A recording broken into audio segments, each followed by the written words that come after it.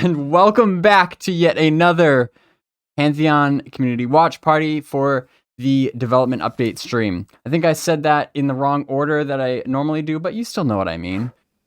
Wow, how is everybody? I, for one, have had an extremely busy month since last time we met for one of these. It's, you know, just one of those times that just real life outside of Pantheon has just been really, really crazy. And so I actually, to be honest, I have not really been paying attention a whole lot to what's been going on in the world of Pantheon lately. It looks like, what are we even going to be watching today? Character models and classes. That's the highlight for this one, it looks like. Needless to say, I've not watched any of this yet. As usual, you know, we're watching this the day after. Last night is when the developers did their Twitch stream. Looks like this one's about 40 minutes, so not too long. Although we're just gonna break it down. We have the liberty of pausing as we go, and just gonna kind of see what we got here. But yeah. Wow, the last thing I needed was to have technical difficulties after the way things have been going. You know, I rushed home from work, excited to stream. Haven't seen you guys in a whole month. Feels like an eternity. So how is everybody? See Thorndeep, see Mordred, 2121 Locks. Says it's a beautiful day over there. Glad to hear it.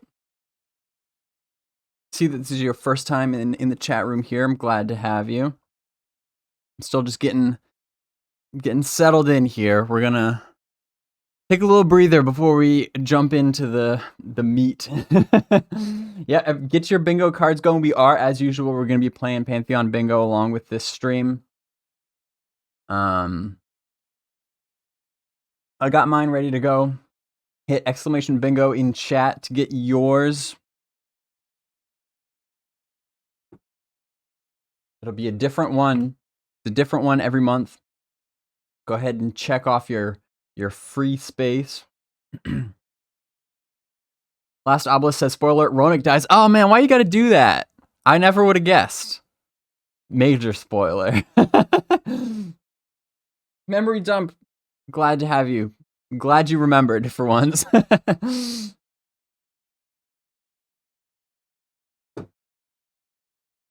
It's ironic that Memory Dump has trouble remembering. Yeah, bingo. Yep, Pantheon Bingo. We're playing the dev stream edition of Pantheon Bingo.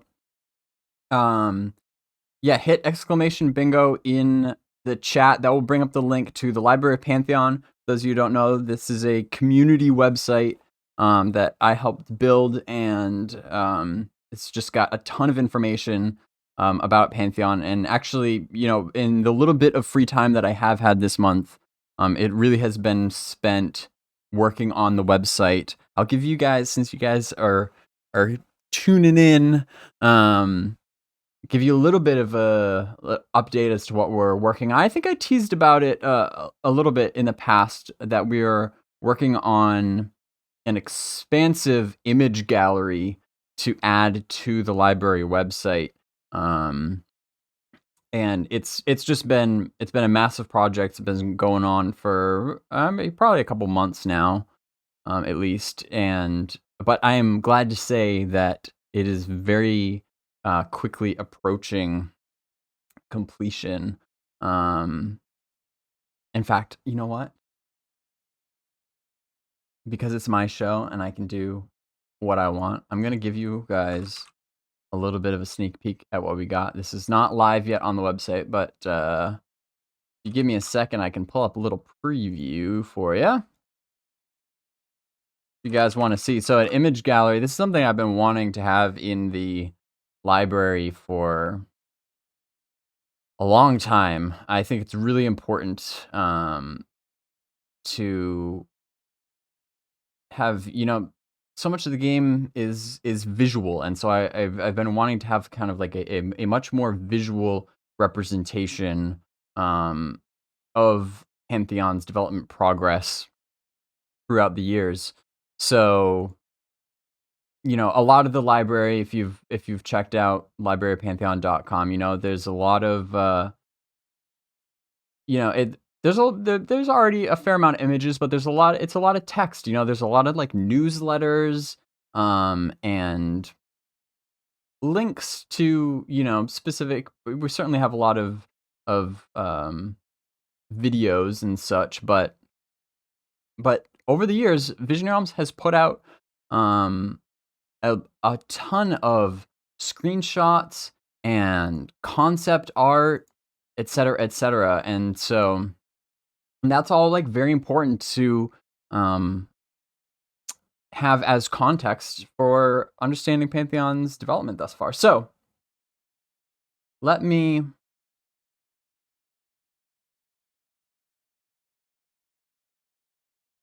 pull one of these. Is it gonna? There we go. There we go. So this has never been shown before. This is what we've got with the image gallery so far. Again, this is not complete, but it is definitely getting there. So, the majority of the images have already been added to the gallery. We just need to finish adding captions and dates and such. But as you can see at the top here, we have done our best, and like when I mean our best, we have done our best to find every piece of every screenshot or piece of artwork or anything that Visionary Realms has released over the years, that we know when it was released. And we've finding things and trying to find the date when they were first released, because again, it's important to have, we could just throw up a bunch of screenshots and that might be interesting to some, but I think it's a lot more valuable for the sake of discussion to understand what it is you're looking at, for one thing. Adding the caption that says like, this is the part of the world that you're looking at, and this is when it was released, so you can see kind of that visual progression. So as you scroll down the page here, they're broken up into different categories: screenshots, development art, promotional material, and then real life photos. So screenshots, obviously pretty self-explanatory. Development art, things like concept art, renders, 3D renders in engine, sketches, draw overs, etc. Promotional material are just like, teasers, things that they put out. Let me show you a little bit here. So, things, it's got like, the logo, some screenshots, maybe, this is where they have, our calendars, etc., etc. And then we can click back to top here. Development art, like I was saying, these are your sketches, concept art, renders, etc., etc. Real life photos, obviously, photos from real life Pantheon events. There's not a whole lot there, but still pretty interesting. And so within each of those sections, they are ordered like the rest of the library, ordered in reverse chronological order. So the top is the most recent, and this being the most recent screenshot that's been released. And then again in each section. So the top is the most recent, and as you scroll down, you're going further back in time. And all the way back to 2015. So anything that was released in 2014, that's what we consider the Kickstarter era. And you may remember, there's a different section of the website for everything that was related to 2014, because the game and the team was just very, very different back then. So we have its own section that's still there if you want to browse through it, but a lot of this is pretty outdated. The vast majority of it is, in fact. And then we have actually a separate gallery for all the Kickstarter images already. This is already live. You can go to librarypantheon.com and see this right now. So for this, there were no real life photos released back then, at least not that we can find, because Actually, there might. Now that I think about it, there actually. I just realized. Actually, I think there are. Were there some in from like late 2014? Some when they were in the garage. Maybe I have those photos. I just got to see if I can figure out. I think I can figure out when they were released, and then we can maybe add up a little section. There's just a few though. There were not many real life photos released back then, but we got the screenshots, we got the concept art, and the maps. The maps are rolled into the development art section of the other gallery, the main gallery. Concept art, and then again some promotional material. So, and there's already a lot up there from the Kickstarter era, so that's fun to browse through. But then this is for everything else. Now, I will say, again, as it says right here, the gallery is not 100% comprehensive.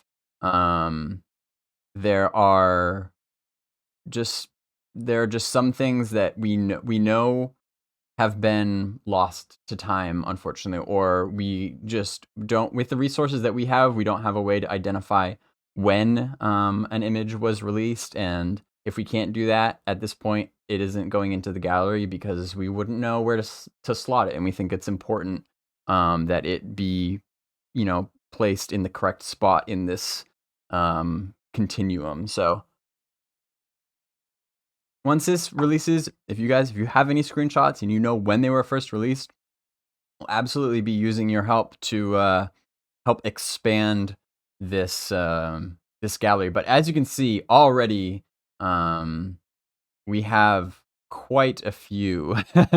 There's several hundred images in this gallery already. So that's what I've been working on. I've been like eyeballs deep in that lately, so I'll hold off on going into that more until after it's available to the public, but we are getting there very, very, very closely.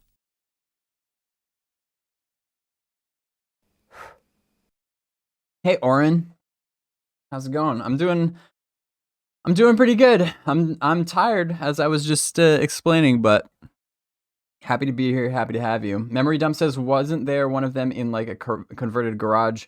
Yeah, there was a few. There were a few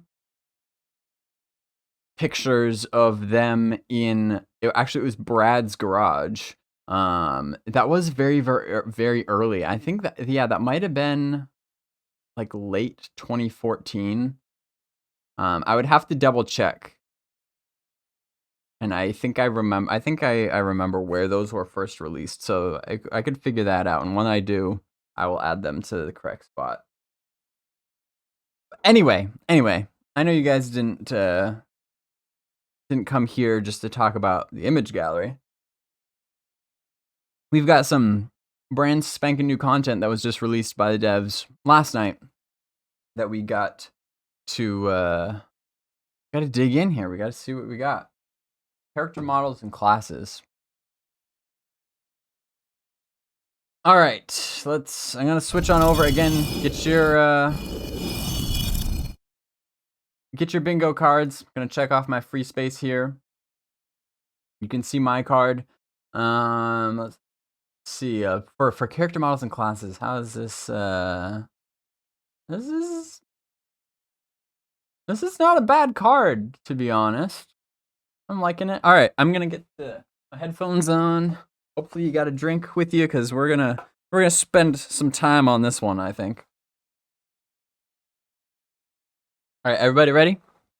I'm ready. Here we go.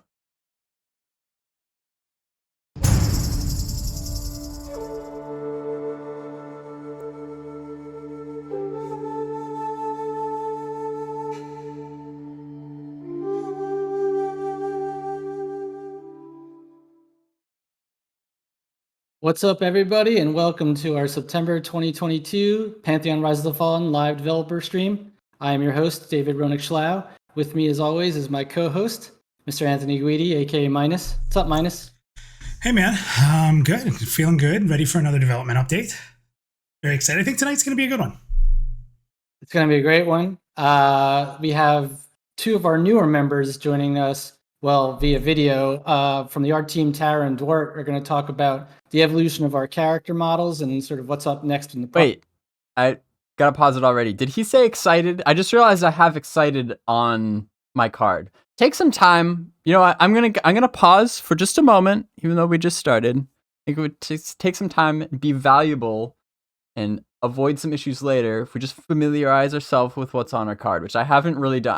I browsed it real quick, but I don't want to have to keep looking at my bingo card like throughout the whole stream. Like I want to just watch the stream.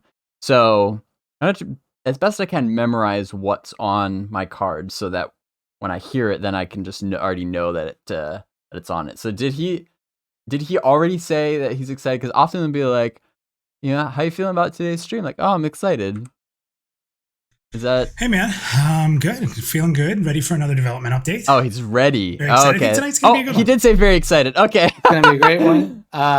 We have two of our newer members joining us, well, via video. From the art team, Tara and Dwart are going to talk about the evolution of our character models and sort of what's up next in the process.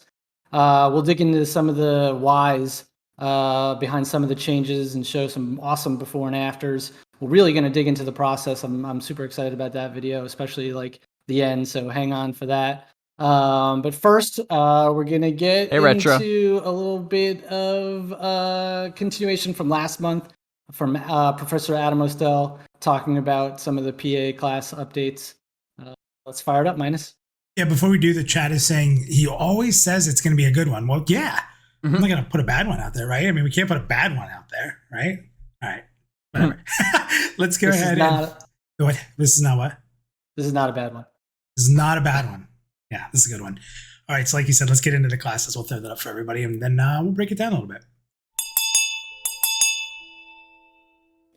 Hello, everyone. Senior Game Designer Adam Mostel here, back to give you all an update on our playable classes ahead of our return to pre-alpha. Last month, we revealed the 7 classes available in pre-alpha and took a deeper look at some of the changes and abilities coming to the Direlord, Wizard, and Shaman classes. This month, we continue our preview by looking at the Rogue, the Enchanter, and the Cleric. While the Rogue experience hasn't undergone dramatic changes, like the Direlord, the addition of techniques have afforded us an opportunity. So I will say this is concept art. Oh, you're right. He did. Well, he said pre-alpha, but alpha is part of pre-alpha. So good call. We'll take that one as well. All right. So far, so good. Opportunity to review what abilities are available to the Rogue depending on the weapon they have equipped.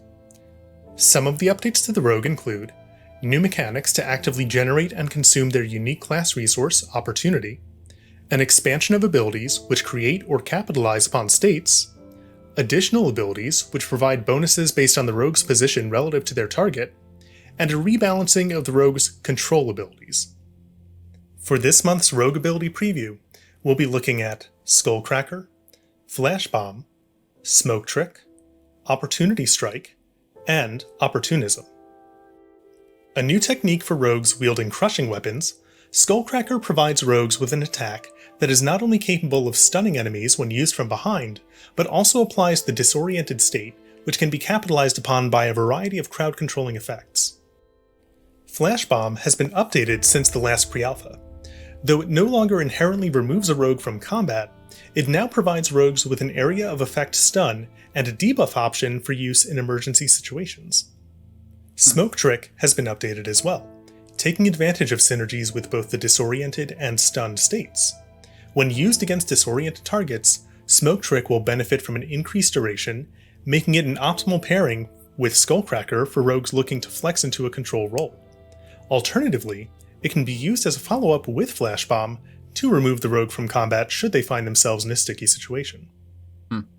Opportunity Strike is another new technique for rogues wielding daggers, offering them an extremely powerful attack when used while opportunity is high. I want to go back. Smoke Trick. I want to actually reread this one a little bit because this actually seems like an improvement to this ability, which is just a little bit surprising to me because so when we did the community stream in March of last year in Fortress de Vair, Minus, actually before he joined the team, Minus was playing a rogue, and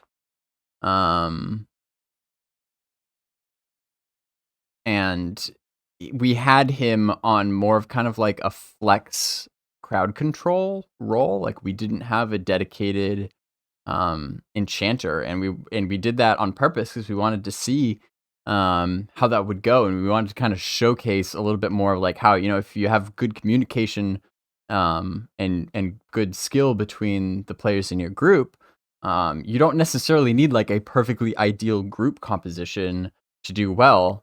And so knowing that the rogue had some, you know, limited crowd control abilities like Smoke Trick, we decided, hey, you know, Minus is gonna be on the rogue, like we can have him sacrifice a little bit of his DPS to serve more of like a crowd control role, because we had other DPS classes taking care of that, and it actually worked a little too well.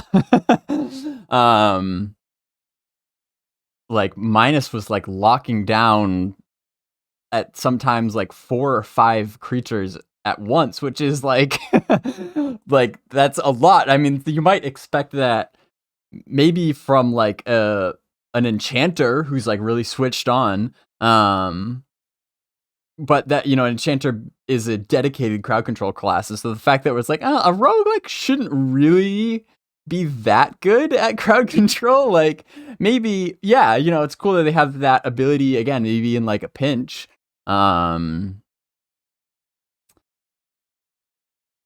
you know, to crowd control maybe like 1 or 2 things, but he was like locking it down the whole time. I don't remember though, I mean, because I wasn't playing a rogue, I don't remember exactly what like the stats on it were beforehand. I mean, because like, you know, up to 15 seconds is still quite a long time, and I thought that might be what it was before. Is there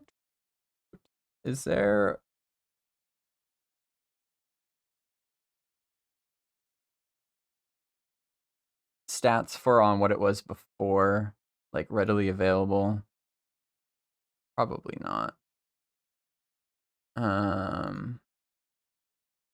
This might be a nerf because I don't remember like the exact specifics on it. Smoke Trick. Okay, well, there's just text. It said throw a vial at an enemy's feet that releases mesmerizing toxins, incapacitating them. Any damage will break the effect. That's not very descriptive. That's from the website.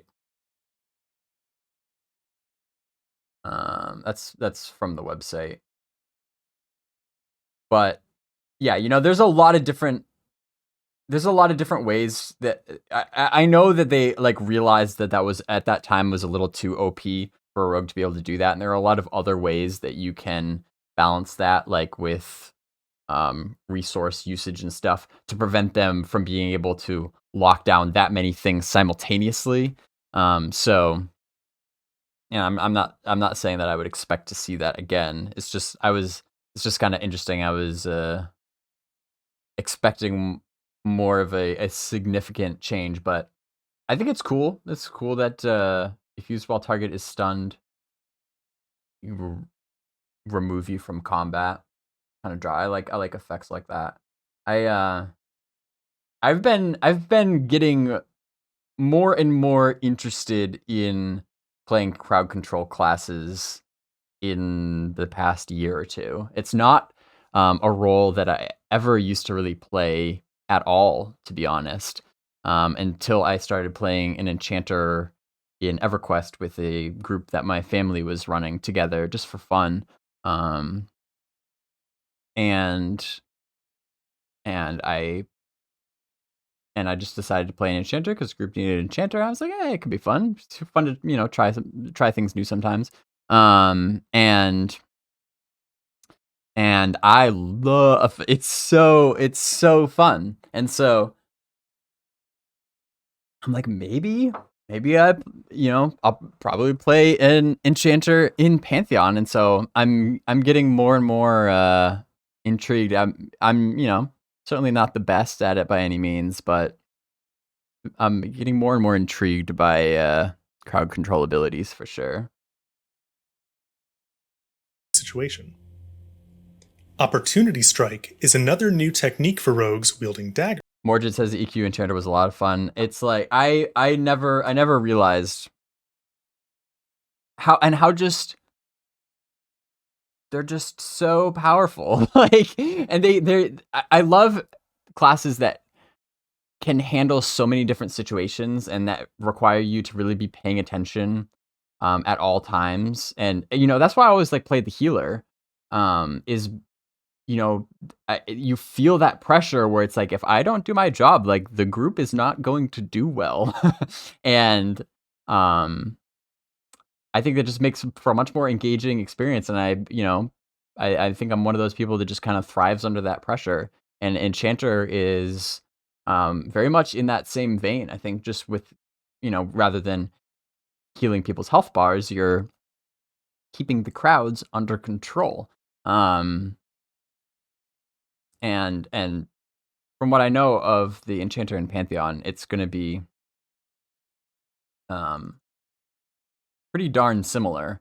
And I know like the Enchanter had in EverQuest had like a memory wipe ability too, where you could just if you're in a really bad spot and you can just like remove yourself from combat, make them forget it's like nothing ever happened, and then you can just walk away. Like that's so funny and so useful. But yeah, looking at the featured abilities on the website for the Pantheon Enchanter, do they have like a do they have like a memory wipe type thing? Yes, Thought Thief. Infiltrate the short-term memory of an enemy and completely erase their hate towards you. So good. Such good stuff. So you've got like hate manipulation, got some illusions, got like, charms and buffs, good stuff. Anyway, enough about that. We got to keep going. Offering them an extremely powerful attack when used while opportunity is high. With such a high readiness cost, however, rogues will want to be mindful of when they are utilizing Opportunity Strike to ensure that they're maximizing their damage potential. Of course, rogues also have the ability to generate additional readiness for themselves through the use of Opportunism, providing them with avenues to hasten their accumulation of readiness and the execution of techniques, lending their opportunity towards generating increased damage in addition to the many tricks and traps at their disposal. A master of illusions and battlefield control, while the Enchanter hasn't undergone substantial changes, their repertoire of spells and abilities has been refined to provide them with additional tools for supporting their group and debilitating their foes. Watch him be like, and we've removed Thought Thief. Let's see what we got. Let's see what the changes are. In the next pre-alpha, Enchanters can expect to see an expanded kit of short and long duration buffs and debuffs to emphasize their support role, improvements to the duration and cooldowns of spell and attack haste buffs, the return of powerful emergency abilities such as memory wipes, and rebalancing the power of Mesmerize to prevent it from being applied indefinitely. Today's ability highlights for the Enchanter include Mesmerize, Discordant Divination, Brain Freeze, Vision of Restoration, and Mental Fortification. While the effect of Mesmerize has not changed from previous iterations, it has received a few updates to align it with our intended balance for the game. Notably, the cast time of Mesmerize has been increased to prevent it from being used to disrupt enemy ability casts. A perpetuation cost has also been added, meaning that the Enchanter will now expend mana over time per Mesmerized target. Similar to the Rogue Smoke trick, however, the Disoriented state provides Enchanters with additional avenues for more efficient and potent long-term control. Discordant Divination is a new offensive spell. Your Force of will drain 1 mana every 3 seconds you maintain the mesmerization effect. Damage and various special. Yeah. Force of will cost is negated. Mesmer his effects cannot be resisted when cast on disoriented target.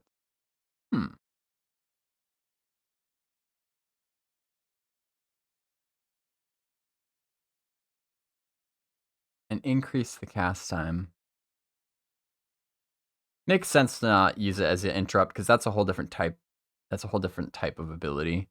3-second cast is a long time, especially under pressure. 3 seconds can seem like an eternity, but I mean, it's such a powerful ability. So, and draining mana over time. So you really kind of got to think even more in advance. That change, I mean, I hesitate to say I like it because it's like, to some degree, you know, we all want our classes to be best classes. And I don't even know if Enchanter will be like my class, but I'm assessing it as such for now because it's one that I'm really interested in. You know, and it's fun to be super powerful, but is that the best for the health of the game? Maybe not. You know, and I think you know, making it such that you kind of have to think a little bit more ahead of time and you have more difficult decisions. I mean, that does make for more engaging gameplay where you might have to decide, like, you know, if I'm gonna mez this extra creature, that might, you know, decrease the amount of time that I have these other creatures mezzed. So it's like, yeah, okay, I've got 4 things mezzed. Do I really want to add a 5th? Like, can I afford to do that? Am I gonna have enough mana to keep 5 things mezzed for as long as I need them to be mezzed? You know, those are some pretty interesting decisions that have the potential to make good enchanters stand out from bad enchanters, which from a game design perspective, that's great. I feel like I'm like missing something with the force of will. Maybe it's just because I've been playing too much Magic lately, but I don't remember the term like force of will.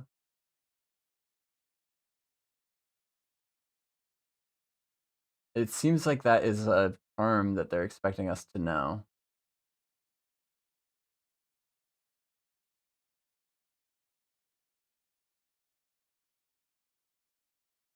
Did I miss something? Control.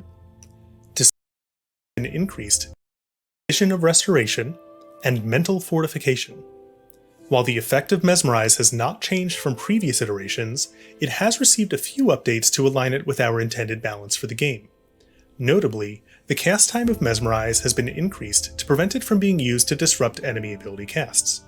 A perpetuation cost has also been added, meaning that the Enchanter will now expend mana over time per Mesmerized target. Similar to the Rogue Smoke trick, however, the disoriented state provides enchanters with additional avenues for more efficient and potent long-term control.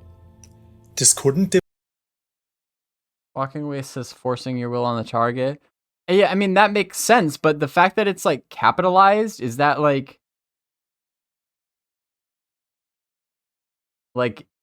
your force of will, like it's capitalized, which just makes me think that that's like a term that we're supposed to, that like that term alone means something. Like like force of will is like a resource type or something.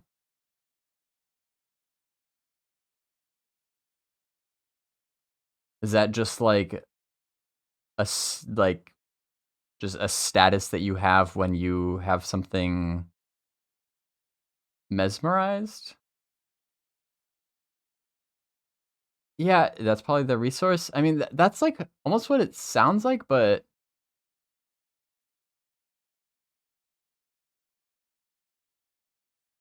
combat resource mana. But yeah, do they have like a unique? Because I know classes have unique resources. So like with the rogue, the rogue has opportunity as their unique combat resource. Force of will drain 1 mana though. That doesn't really costs 12 mana and then drains 1 mana every 3 seconds. I might. If you guys don't know, then maybe I'm just reading too much into it. Let's keep going. With additional avenues for more efficient and potent long-term control. Discordant Divination is a new offensive spell available to enchanters, offering them a more powerful alternative to their basic direct damage spell, but at the cost of an uncontrolled damage type that may prove risky in certain circumstances. Brain Freeze is a new debuff which causes enemies to be briefly stunned at random intervals while in effect. While the uncontrolled nature of this debuff means it isn't guaranteed to prevent the execution of certain enemy actions, it does have the potential to provide a great deal of breathing room for healers, and allow other classes to reserve their stuns and interrupts for the most critical moments. Part of a new line of skill-enhancing buffs, Vision of Restoration will grant a friendly target increased restoration skill, enhanced skill. Last in our Enchanter preview is Mental Fortification. Among the enhancements to our combat system, spellcasters will now find themselves liable to be interrupted when taking melee damage.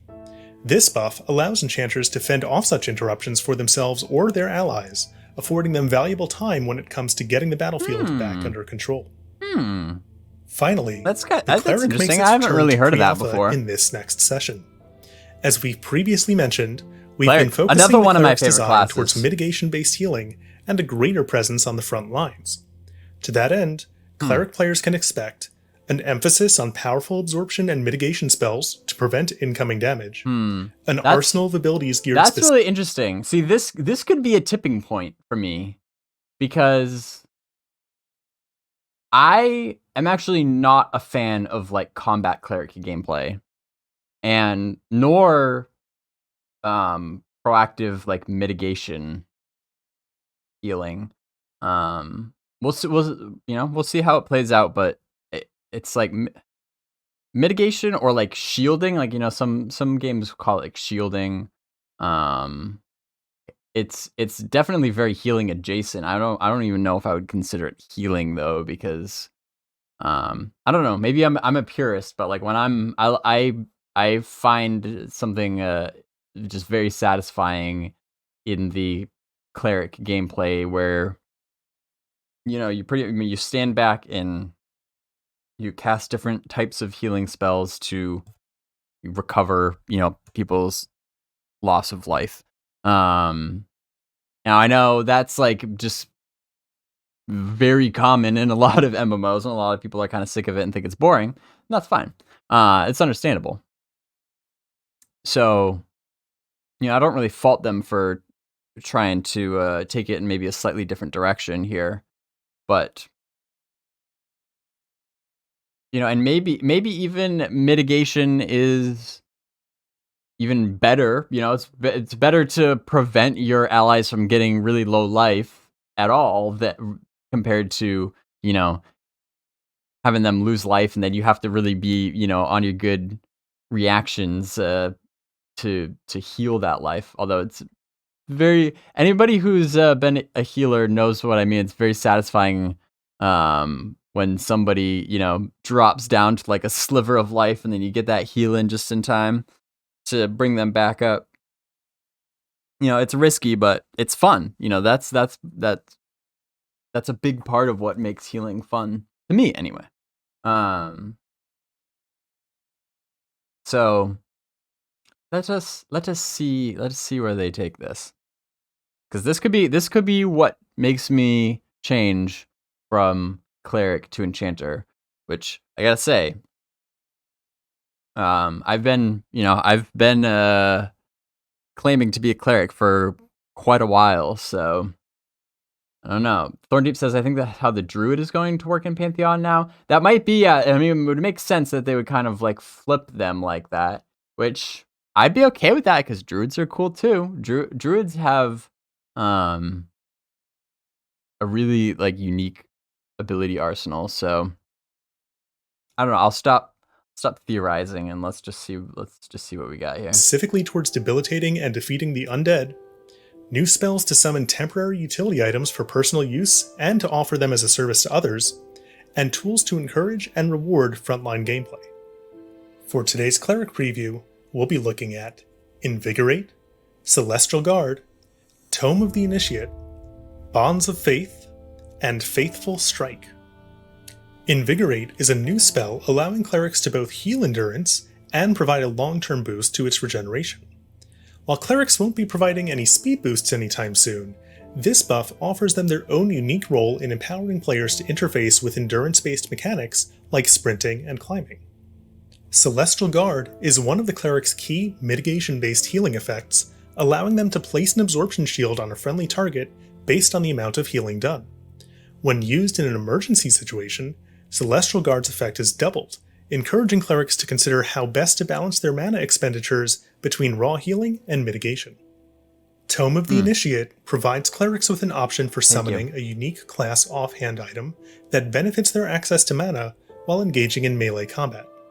As later tomes provide more robust effects, clerics will need to choose between these mystical items and more traditional offhand equipment. Bonds of Faith is a new mechanic for clerics, allowing them to designate themselves or an ally to be the recipient of additional effects from certain abilities. One such example of this is Faithful Strike. A weapon-agnostic technique, Faithful Strike provides clerics a tool with which to provide some additional healing to their bonded target based on damage dealt to their enemy. This ends our preview of the class updates and abilities coming with the next pre-alpha session. Sorry monks, you've had your time in the sun. We're excited for our testers to get their hands on these new abilities and more, and look forward to seeing you back in Terminus very soon. Until then, onwards and upwards. All right. I don't have onward and upward on my card. So, dang it. I think I've said this many times before, but few things get me as fired up as class videos. Did he say soon? Did I miss that? Gosh, I'm getting like so drawn into what he's saying that. Oh yeah, like the next pre-alpha soon. Is that what he said? Preview of the class updates and abilities coming with the next pre-alpha session. Sorry monks, you've had your time in the sun. We're excited for our testers to get their hands on these new abilities and more, and look forward to seeing you back in Terminus very soon. Until there then, it is. Onwards and upwards.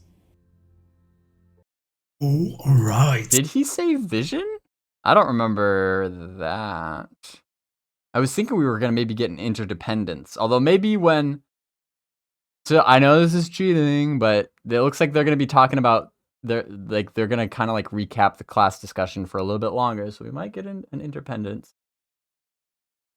I don't think I missed... I'm going to do just quick like check up on the bingo card here. Disposition could come up. I don't think I heard it yet though. Perception. Okay. I don't think we missed anything else. Let's keep going. So let's break this down a little bit. Talk a little bit about it. We're only about a quarter of the way through. I think I've said this many times before, but few things get me as fired up as class videos. Really like class discussion, the roles in Pantheon.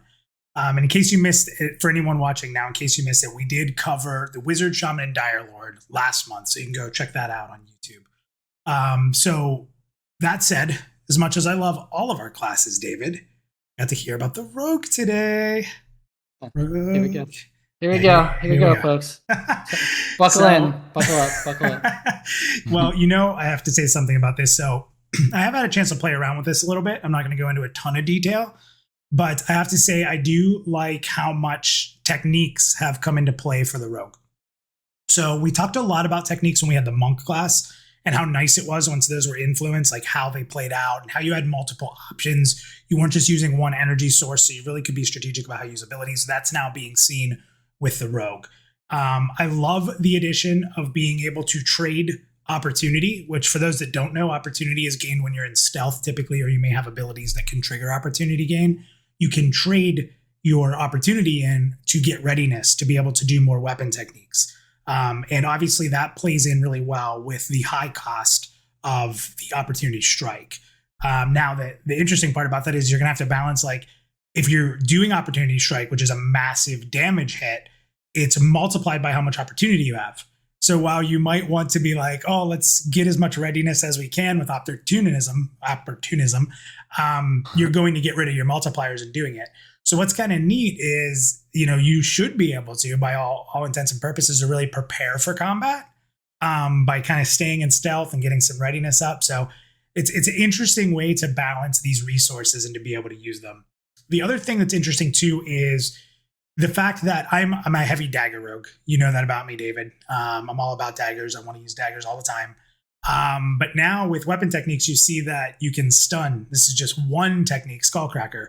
You actually can stun with your maces. So really makes you kind of think like how you might want to play or build yourself out if you are keeping multiple weapons. Because keep in mind, your abilities don't always require weapon types. It's just if you want to use these techniques. So just pretty interesting. I like how the disoriented state plays into Smoke Trick and it plays into the Enchanter. And that kind of leads me into you. I know that you've sort of been, you've tossed around Shaman. You talked about Shaman last week, and you're really in between Shaman and Enchanter. So what did you believe in a sense of, what you saw from the Enchanter? What are you thinking? Yeah. So Thorndeep says, I love all the decision points that are being implemented in combat. Me too. Like, I can't say enough about how much I hope, and it seems that techniques might actually be the end of the really heavily entrenching rotation-based gameplay that we see in a lot of games. And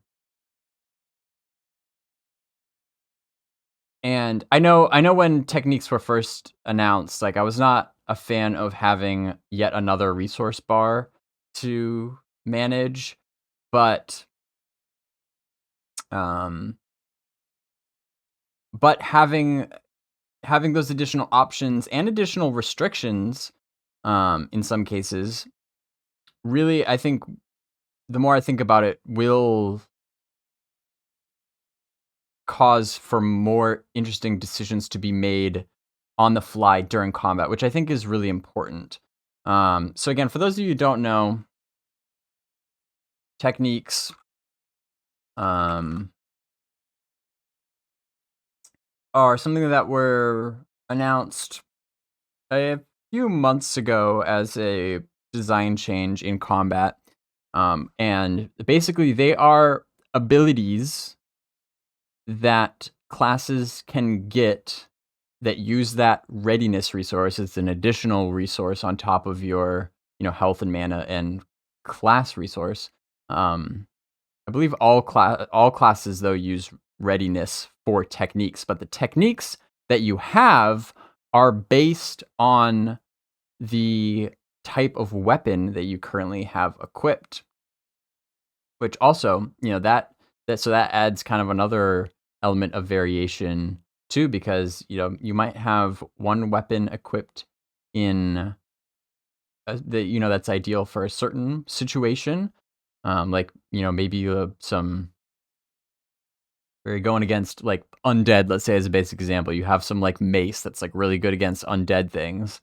You're using that when you switch to that mace. That is going to open up different techniques for you to use with that mace as compared to maybe like a sword or something that you normally use. And so, that I think, well, it has a pretty good chance of breaking people out of this mindset of just like, you just have your rotation, and your rotation is just always ideal, and you just need to, as soon as this ability gets off cooldown, you just hit it, and it's just super repetitive and just very boring, to be honest. That just gets so old so fast. It's just not interesting. It's not skillful. It's like, okay, let me just, look up the wiki, like what rotation should I be doing for this class? It's like, boom, okay, these buttons in this order, like now I'm, perfectly, passable at this class, like that I've been playing for a couple minutes, like, that's just, it's there has to be a better way than that, so I think techniques are at least a pretty respectable attempt at kind of breaking up those rotations and actually really making you think about like what is the situation at hand and what abilities do I have in my arsenal at this particular time that best deal with that situation. Like that right there, that's the bread and butter. If you can accomplish that's really something special. But anyway, I brought up the library just to say, again, it's a free resource. It's available to everybody.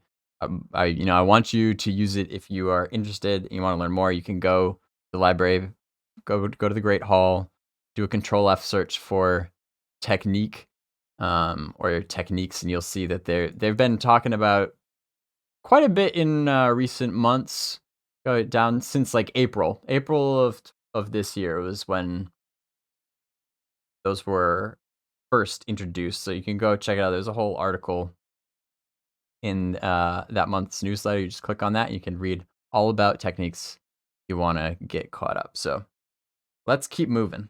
I'm still debating between the two, and this just kind of makes it harder for sure. And I just getting used to shaman too, and now I feel like I gotta really get into enchanter. I think having a powerful DD like discordant divination, like added to the arsenal, like I think it's just gonna make that a harder choice. And I'm really curious to see how this random damage thing is gonna play out. I don't know if you ever played D&D. But it kind of reminds me of Wild Magic a little bit. But I can't imagine that in my hands. That sounds pretty dangerous. I was going to say, you with a random damage spell, yeah. Yeah. Apologies in advance, future group members. Mental Fortification seems like a must, I think, for casters and groups. I think anything that's going to prevent some sort of spell interruption is going to be huge, especially like, later in the game and actually really the whole time. But I'm excited, and I was excited to see the cleric. This is the first time we're really talking about it, and I'm excited for our fans to kind of get in and kind of dive deep into that. What do you think? This is another class actually, and I say this a lot, but I swear it's not every class. It's Monk I played a lot of. I played a lot of Rogue, and I actually started to test and play out a lot of the cleric as well, because it's the class for healers that I've been most into. I've always liked sort of that plated up healer, but it's really interesting how much the game is going to play into being in combat. So for those that like to heal, but you're kind of bored of standing in the background, being able to go up, toss your bonds of faith on a character and have all these different abilities that we haven't seen, but these different abilities that will trigger off of various things to these dedicated targets, whether you're protecting a second healer, an off tank, a main tank, whatever you're protecting. It's just an interesting way that spell will work, and being able to, again, getting close. The tombs are cool. I really like the tomes. I always say tomb. The tomes are really cool. And I got the tombs covered. You take care of the tombs. yeah, you got that. But I like how you have to kind of choose, because I think a lot of people have seen character art and concept art of our clerics with the big shield. So if you want that extra armor to be in close, maybe you'll throw a shield on. But then if you want sort of that added ability and as Tehom said, it's going to increase over time what these tomes are going to do for everybody. So just interesting decisions to make for a cleric and for that healer who doesn't, again, just stand in the back casting heals, right? It should play a lot different, and I think people are going to enjoy that a lot. So yeah, maybe that is actually, that is pretty cool, because there are different ways to do combat cleric, like a cleric on the front lines. Because actually, when I played DDO, which is the game where I played as cleric the most, and I played at a high level for quite a while, like my approach, which in that game was somewhat unusual, but my approach to clerics in DDO was, a very like heavy plate wearing. I played as a dwarf, of course, dwarf cleric, very sturdy, very survivable. Now, and the rationale for that was because in DDO there was a pretty powerful ability that clerics had. It was basically a healing aura where anybody within a certain radius of you, once you activated that aura, it was very cheap and it lasted for quite a while. Like you could keep it up almost constantly. Anybody in within a certain radius of you would just be like passively healed over time, like every every tick, every several seconds or something, they would get a little bit of health. You could really invest in that aura to get to the point where like you could actually pump out a decent amount of just passive healing. Like you didn't have to do that much except just have people around you. And so my approach was like, if I make a very sturdy cleric that can get in the middle on the front lines, right in the middle of the DPS pile, basically, and just, put my shield up and just stand there, basically, and, use the aura around me to just heal passively. And then, of course, just from there, I could cast, like, spot heals or AoE heals or whatever was needed. And it was very fun. It was very effective. So it really actually, on second thought, it wasn't actually standing back and casting heal spells. It was standing among the group and casting heal spells. Now, that was kind of, that was a unique strategy for that game because of how powerful that healing aura could be if you really invested in it. I don't know necessarily if Pantheon will have anything like that, but a dwarf cleric with just their shield up, on the front lines, that can be fun. Where I make the distinction about like a quote unquote combat cleric though, is when it's expected that cleric actually be engaging in melee combat, like swinging their mace around. Like if you have abilities like, you're doing damage or you need to be dealing damage in order to heal or whatever the case may be. That's where I start to just not become a fan of it personally, because, I want to have my one job and I want to do it well. So, I want to be focusing on people's health bars and healing them. I don't want to have to, be also dealing damage, doing melee combat as a cleric. It's just like, and it just seems off to me. Maybe some people like that, and that's fine.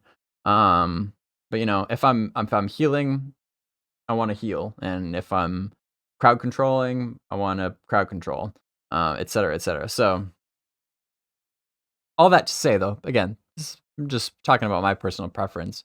But the way that Minus describes it, I'm not really getting like a whole lot of a vibe that let me go back and skip through these here. Okay, restoring endurance, yeah, that's cool. I'm not getting a whole lot of like melee vibes from restores health, absorbing damage, yeah. Absorb damage, yeah. Manifest a tome, yeah. While equipped, auto attacks will restore 1 mana. Okay, so that is kind of expecting you regain mana by auto attacking, and so that you're gonna carry a tome instead of a shield, which that's actually been a thing in Pantheon for a while, which is fine. I prefer to carry a shield in my offhand, but that's just, again, I'm a bit of a purist. Unite your faith with that of an ally, causing certain abilities to restore health to that ally when used. Okay, faithful strike. Imbue your weapon with the power of your faith before dealing 80% weapon damage as divine damage, and healing. Yeah. I must have been typing or something when they were reading these off, because yeah, again, I'm not saying it's like bad. I'm not saying it's bad by any means. Like it's I know some people like that style of gameplay, and that's cool. That's fine. That can work, but it's just not my preference. That's all. Damage thing. I think of that as more of like a paladin type thing. The getting in there and swinging the sword and doing damage to undead and stuff, and then also having some heals. Just if I wanted to do that, I would play a paladin, but that's just me. Going to play out. I don't know if you ever played D&D, but it kind of. Oh, we were a little bit ahead of this. I was excited to see the cleric. This is the first time we're really talking about it. That I've been most into. I've always liked sort of that plated up healer, but it's really interesting how much the game is going to play into being in combat. So for those that like to heal, but you're kind of bored of standing in the background, being able to go up, toss your bonds of faith on a character and have all these different abilities that we haven't seen, but these different abilities that will trigger off of various things to these dedicated targets, whether you're protecting a second healer, an off tank, a main tank, whatever you're protecting. It's just an interesting way that spell will work, and being able to, again, getting close. The tombs are cool. I really like the tomes. Yeah, we already heard this. I was just listening again. He is talking more about like it's not just being in close proximity with people in combat. It is actually being in combat. Going to do to anyway, make. I should have paid closer attention to where we were when I skipped back. Different, and I think people are going to enjoy that a lot. So, sure. Well, we can't wait to have all of our VIP community get a chance to try all these classes, everything we covered this month and all the classes we covered last month.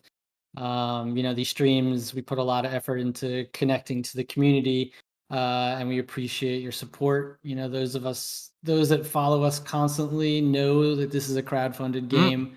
There it is. I was waiting for it. Push the game forward, and help us expand the team, helps the project going. And make no mistake that your support also shows investors that our vision is one worth being a part of. For those of you looking to pledge, please check out our wide array of pledge options at pantheonmmo.com/pledge. See if there's a package for you. But I'm excited. Cleric's definitely one I'm interested in too. So tomb or tome. I'm into it. You can use your tome to tomb them. Okay, so. Yes, we do have cheesy jokes. Yes, there are puns. Without a doubt, that community, we say it a lot. It's true. That's why it's easy to say. We really appreciate your support. And David hit it really well there that, our community is a huge enabling tool to us to get future investments, to make Pantheon, seen. So thank you all for that. But yeah, that's a good point. That I'm glad they're finally talking about that more directly, and I kind of wish they had made more of a point that in the past. I'm wondering if that was a significant factor in the recent investment that they got, that Carnage was a part of, where they brought in, what was it, 2.4 million, I think, off the top of my head, an additional 2.4 million. And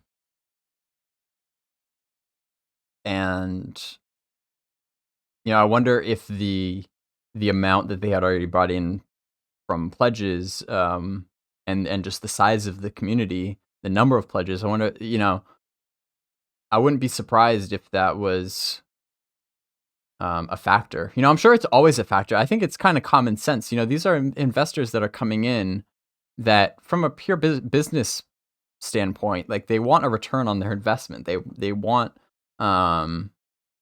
Pantheon to be successful so that it will make a lot of money, so that they will get their share of that money. That's just how investors work, and that's all fine, because these, in this case, with Pantheon, they're investors that they're not trying to go and change Pantheon's design. They agree with it as it is, and they just want to see it be successful.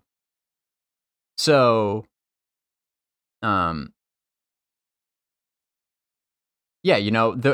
way that they can be more confident that it is going to be successful is if you see like, hey, there's already this amount of people who are willing to put this amount of their own money on the line to bring this game to life. Like, that's kind of your your proof of concept in a way that like, there is something here. There's you've got something viable. Like, the community is the lifeblood of any game. A game needs players. And so if you've already got, X amount of people that are lined up saying, yes, I want to play this game, and an investor will look at that. And especially this amount of people before the game is even, publicly available. It's in, there's a fraction of that community that have actually played it firsthand. But the majority of people have not, but they've put their money where their mouth is. And so, what that says to the investors, that even at this point, there's that many, how many, like, 20,000 or so there are in the community. That's just a number. That's just an estimate. From my perspective, it's a rough estimate. It's probably even a little bit higher than that. But anyway, that many people at this stage without even being able to play the game firsthand for the most part, investors will look at that and be like, all right, if you extrapolate that, if there's this many at this stage, then, once the game is actually publicly available, you can imagine that there will be exponentially more people that would want to play it at that time. And so again, there's risk involved with any investment. It's not an exact science, but the more people there are, lined up, then the more likely investors are to see that as a investment that is more likely to work out well for them, and that's just good for everybody involved. Again, I'm not saying, I don't tell people how to spend their money. I'm not telling you to pledge to Pantheon. If you don't want to pledge to Pantheon, don't. If you can't afford to pledge to Pantheon, don't. But I say that all to point out that I think it is, it's a key factor in all this, that I'm glad that they are starting to bring more attention to that aspect of it. I think we're done talking about classes for today. And I think it's time for the world to meet Tara, and Duarte, who are both artists in various different departments within the art team. They're actually doing some work with our character models. And they're going to paint a little bit of a future on what's coming and why some of these things are being worked on. And I am very, very excited to show this. So what do you think? Let's do it. All right, here we go. Behind the scenes at VR. All right, everybody. So I'm really excited to talk about this topic that we're going to be talking about. It's been in patch notes. It's been in the producer's letter. And I'm honored to introduce to you two people on our team that are handling re-rigging and character animations. And I think it's something everyone is excited about, character models. Anyway, listen, I'd be honored to introduce both of you, but perhaps you're the experts on that. So why don't you both just give us a quick introduction? Hi, I'm Tara Solbrig. I go by Kimara. I'm a 3D character and creature artist with about 4 years of experience in the game industry. And I actually have a background in zoology, which tends to come in handy for things like creatures. I'm the one who's been redesigning the existing human models, and I'll be taking on the rest of the character races, as well as some armor, creatures, and whatever else comes my way. I'm honored to be a part of this amazing team, and I cannot wait to show you what Duarte and I have been working on. Hey, my name is Zack Rohret, but you can call me Chroma. I'm a character animator and rigger here at VR. I have a background in programming, which is always great. I've been doing animation for 5 years and working in the industry for about a year. I'm responsible for the animation of characters and creatures, and also for building skeletons and other systems that will operate and bring a character to life. Awesome stuff. So thank you both for that. Again, the community is going to probably get to know both of you pretty well over the next little bit here. So let's jump right into the meat and potatoes, shall we? So what is it that's caused this decision to remodel and re-rig our player character races? And Tara, we'll start with you. So remodeling, initially when I was first brought on, the main concern that I was asked to address was armor fitting, which is a pretty big undertaking.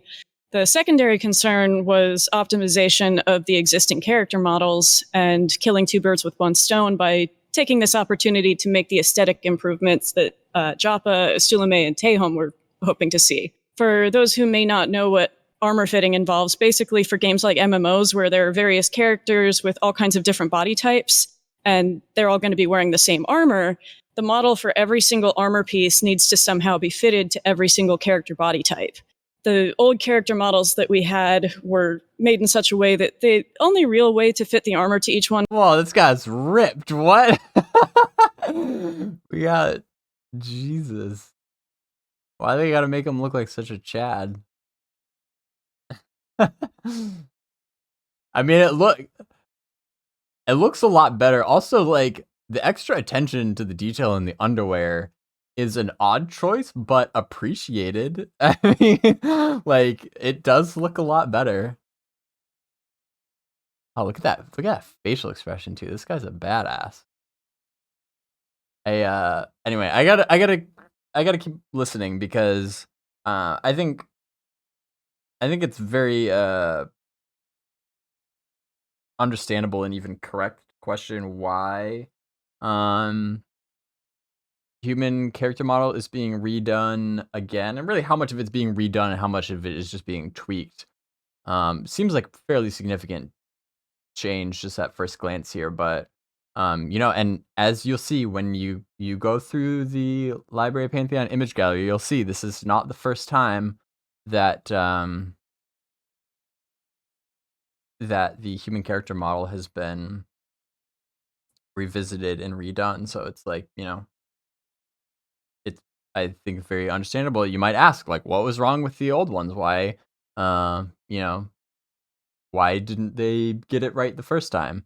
Because obviously the very first iteration was probably just a placeholder model that they probably just got from Unity. But then, when you go from there, as we've talked about before, game development is a very iterative process, and very few things are done 100% right the first time. It's kind of a constant process of tweaking, which as consumers we don't see very often. So here we're going to kind of get a peek behind the curtain here to see what's going on with this. One was to manually fit every single mesh to every single character. They did have alien heads, right? Actually, John Giga Chad, speaking of Giga Chad, says that old models had the Megamind head shape. And you're right. It's on this close-up even more so. Why did they go with such a bulbous head shape? And like it was so round. This looks much more realistic proportionally. Which is just not responsible with the size of the team and the number of characters and gear sets we plan to include. After a lot of research, Duarte and I have managed to come up with a way to at least partially automate armor fitting, which will save us a lot of time. And this new process means that it was the perfect time to rework the existing characters and address those aesthetic concerns, as well as optimizing the models and textures. And as an example, the old human male model, not including his hair, was around 27,000 tries. And I've managed to cut that down to 22,000 tries, while making the topology easier for Duarte to work with. That's awesome. Duarte, how about with the re-rigging?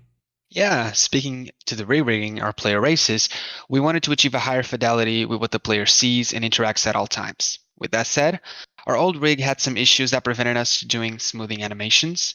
One of the big points I wanted to tackle was the sheer number of bones the old rig had. In Pantheon, we expect players to play in groups. When a lot of characters are together, there will be a lot of animation data being delivered to everyone. So the less amount of bones a character can have, the more performant it'll be.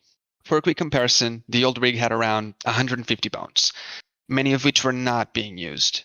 For the new rig, I was able to bring that down by 30%, making it 105 bones. Another big issue was the lack of control over some of the bones. In this new version, we'll have control over every single bone. Even if we don't use it when animating 98% of the times, it's always good to have that control on the 3% of the times you'll actually need it. Another big factor we wanted to deal with was to have a rig that's more standardized for all our races.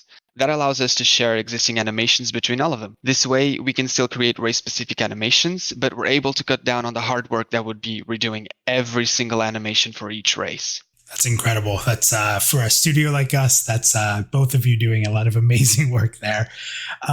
So when it comes to the features or characteristics that like our players or our testers have sort of already come to expect from what they've seen from Pantheon's models, has anything been lost or diminished, with this remodel and re-rigging, considering we have less bones and we have, less tries? What are your thoughts on that, Sarah? Well, the new characters are currently bald, so they may temporarily miss hair, but we will be incorporating a number of different hairstyles that are available for every character race, and so they won't be bald forever. And the new hair should even end up being an improvement over the old models. So I do have to make sure for all our fans out there that we still will have the halfling man bun that everyone has gotten accustomed to, right? Oh, yes, of course. Duarte, how about you? Yeah, on the rigging and animation side, nothing was lost. If anything, players will see an all-around increase in quality after our changes. So what kind of changes can players expect when it comes to like the general aesthetics of the character models in particular? And maybe compared even to some of the concept arts or models that we've seen previously. Tried to make the new humans match their concepts more accurately and give them a more natural proportions. I also wanted to tone down the noise and the textures and hopefully add a little life to them. Yeah, I believe with what Tara was able to do, the new models are certainly closer than ever to what we've all been seeing in the concepts, as she stated. She hit the nail on the head there. And now they match the aesthetic we want to have for Pantheon. So I think that's great. Awesome.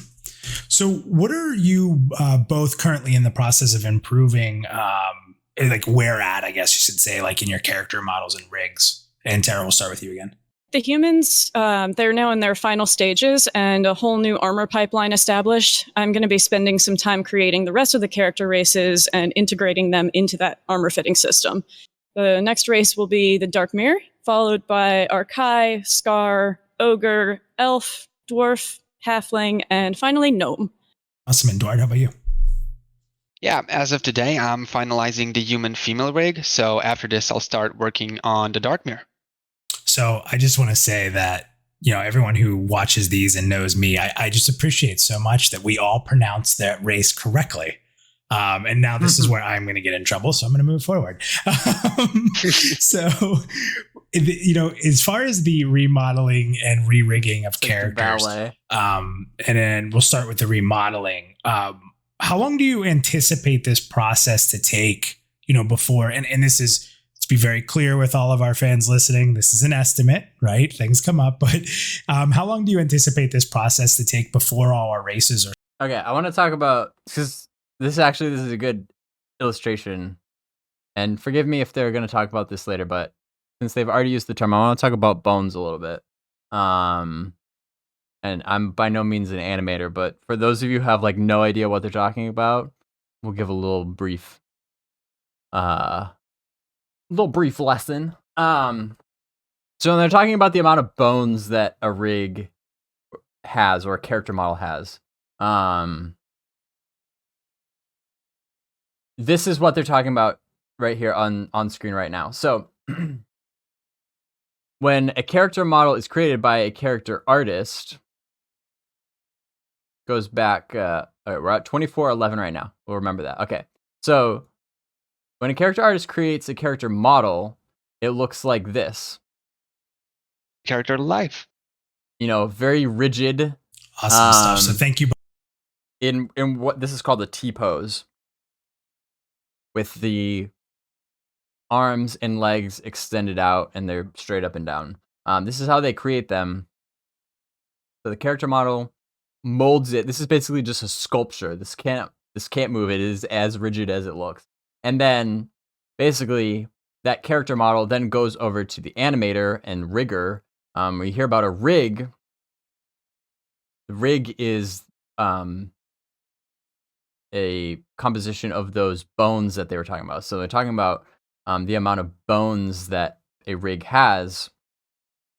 And then we're looking more at taking that character model and think literally like the bones in our body. It's a very similar concept. So you have all these lines within that character model that allow the animator to assign points in space to each of them to make that very rigid model appear to move.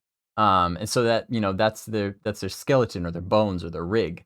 And so that is, in very basic terms, how they take character model and animate it. So, the more bones that a character model rig has, the more places for articulation it has. You can kind of see a little bit, it's got, the neck and then the head and the jaw kind of goes down into, then you like have joints at the shoulders to the elbow to the wrist. And then there's a lot obviously in your hands, how you have all these different ways that your hands can move. I mean, they're trying to emulate reality as best as possible. But the key is that they have a limitation of resources. For each one of those bones in the body, that you have data that's saying you may move this bone from this point in space to this point in space over this amount of time, and for each of those bones going on in the rig at a time, as he was explaining, like that can get very data intensive, and that all has to be sent over the network to everybody else who can see your character model to so that they can see how it's moving, and so they have to be very careful as to how much animation data they're using to define these animations. So it's like it's a tough balancing act where you want to have as much articulation as needed to make it feel realistic, make it appear realistic, like it's actually a lively character that you can relate to and feel very viscerally, that you can relate to that character and that you are that character. Animations are one of the sort of things where it's like if you don't really notice them, that means they're good. They're doing a good job. It's when those animations start to feel a little janky. It's like, there's not really a whole lot of weight when you step or when you swing your sword. It kind of takes you out of the moment a little bit. And, that's when we as players start to something just feels off, and it's not as fun to play. It's what's really fun is when it's, when your character is reactive and animates in ways that you would expect. So it's very tough though to accomplish that while still being efficient, with very few bones. So hopefully that makes a little bit more sense as to what they're talking about. When we talk about the bones. So very interesting stuff to me anyway. Everyone who watches these and knows me, I just appreciate so much that we all pronounce that race correctly. And now this is where I'm going to get in trouble, so I'm going to move forward. So process to take before all our races are sort of finished. Remodeling the characters can involve a number of different things depending on what the existing characters look like and how much we want to change about them aesthetically. In the case of the humans, I ended up making them from scratch, which means that I sculpted a high-res version in ZBrush, retopologized, which is the process of building the game res model, and laid out the UVs, which are the coordinates on a 2D plane that relate to the 3D model so that 2D texture can be applied correctly. did that in Maya, and there's I the baked the bones. high-res detail down in Marmoset, and I textured them in Substance Painter. So in the case of the human female, since I already had made the male, I was able to skip most of the retopology and UV process by essentially shrink wrapping the male onto the female. So I took the male low res and shrink wrapped it onto the female high res, using the same geometry on both. And hopefully all of our characters not only saves time on each of them, but also is part of our new armor fitting process. And an important note, with the same geometry on all of the characters, this does not limit the overall shapes. The body types will still be as varied as the concepts, and hopefully more varied than what you've seen so far with the character models. As for how long the rest of the process will take, it's a little hard to say at the moment because I started working on the humans in May and they're just now being finalized, but most of that time was also spent on research for armor fitting and building a new armor set to test everything on, and a lot of back and forth. So any potential edits and revisions also add time, of course, but optimistically, I would say each character should take me about 2 to 3 weeks to complete and add to the armor system, depending on those edits and revisions. And there'll likely be less and less time as I get more used to the newly established pipeline. That would put us about halfway through the new characters by the end of the year, and hopefully wrapping them all up by the end of the spring. That's awesome. Duart, how about for the re-rigging? Yeah, when re-rigging characters, the first thing I have to do is guarantee that the bones are properly placed and the rotational axes match our human male rig, which is our standard when making a new rig. So after that, I spend about a week skinning the character. That's the process of applying the model to the skeleton so it deforms correctly. And another week doing the rig systems. That'll allow the animators to move the character around. So usually a rig takes me about 2 weeks to complete and test. And as Sarah said, we're hoping that by the end of the year, we can be close to having half our player races fully modeled and rigged. It's incredible. I think that, I mean, I know that we're looking at some of the ones that we haven't had in game yet, the ones that people want to see in videos and content. And it's just exciting knowing how close we are to that. I think I say thank you to both of you, not just for me, but the community for sure on that one. So a little Bean here, maybe. Players. Oh, there's Bean. We just need interdependence. How do they not talk about interdependence when they were talking about classes?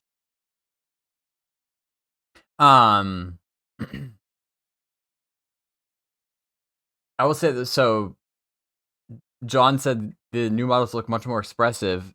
Yeah, so far I'm pretty impressed. Like, and I like how they're showing, like, this is, literally how they hand animate. You grab those points in space and move them. Yeah, and this is something that I never saw anything like this with the previous character models. Like, if you go back and look at some of the screenshots that we are adding to the library Pantheon, some of the screenshots are just almost hilarious. The close-ups of the old character models, you'll see, like, they have the most they had the most dead expressions. Like, I don't even know if they had the ability to affect, the eyebrows and nose and mouth and stuff like this, because it's like anytime they did a close-up of the old character models, they were just like, and it's like, dude, it's creepy. It's like completely soulless eyes. Let me see. I know I can find one. I just saw it the other day when I was working on the library. There's like classic example. Yeah, this one.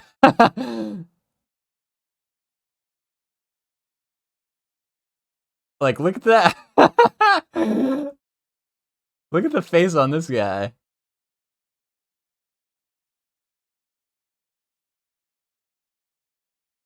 If that's not the most, like, dead expression you've ever seen.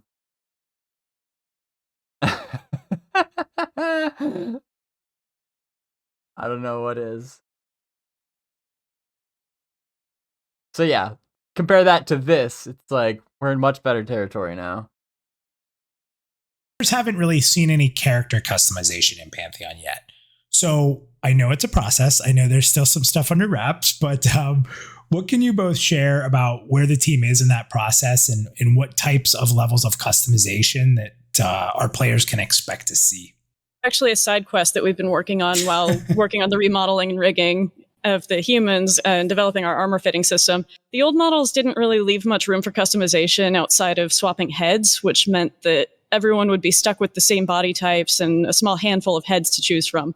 In the process of coming up with how we would handle armor, we realized that a lot of our optimization made it possible to consider more targeted customization. Yeah, so this is a big topic that has been in our minds from day one. We want to offer as much customization as we're able to deliver. So the players have the option to change facial features of their characters, their height, how large their head will be, how thick their legs are, etc. Ooh, I think you just got a lot of people really excited. Thick their legs are. That's awesome. So couple more questions for you, for both of you here. Now, I know you're both really passionate. I get to see that in meetings. Take that passion. Hopefully people are hearing that now. So what thus far about these changes have made you personally most excited in your work? A few times in team meetings, but when I first saw the old models, my initial thought was, oh, they're not bad.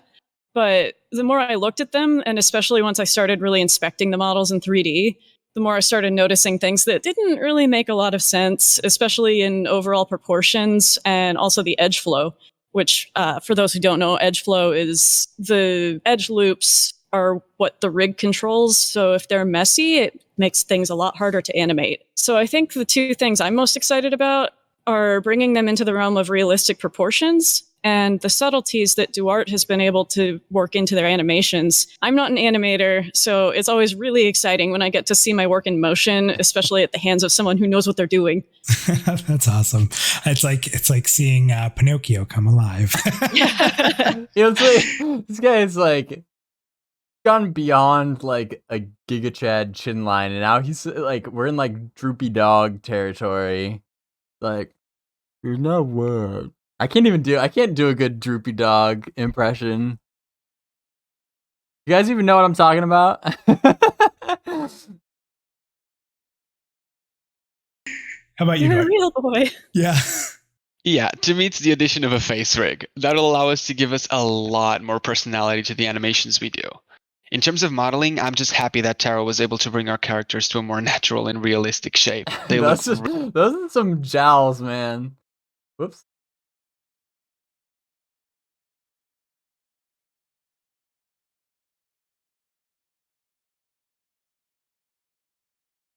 Like, he's basically a happier version of that.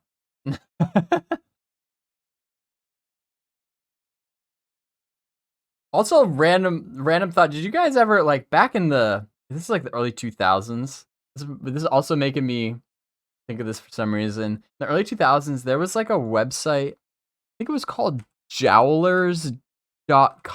I'm almost afraid to even go to it now. There was...